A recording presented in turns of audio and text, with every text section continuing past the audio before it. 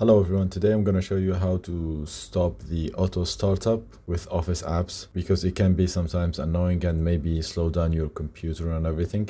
So I decided to make a quick guide about it. So what you need to do is to go down here on the search bar and type startup apps. Click on open. And here you will see all the apps that will automatically start up when you launch your computer. So some of them are on low impact and the others are on high impact. We want to turn off all the high impact apps so it doesn't slow down our computer. So for example, there's like Microsoft Edge, for example. If you don't use it that much, you can turn it off, and when you launch your computer, the app will not start automatically. So turn off these high impact apps.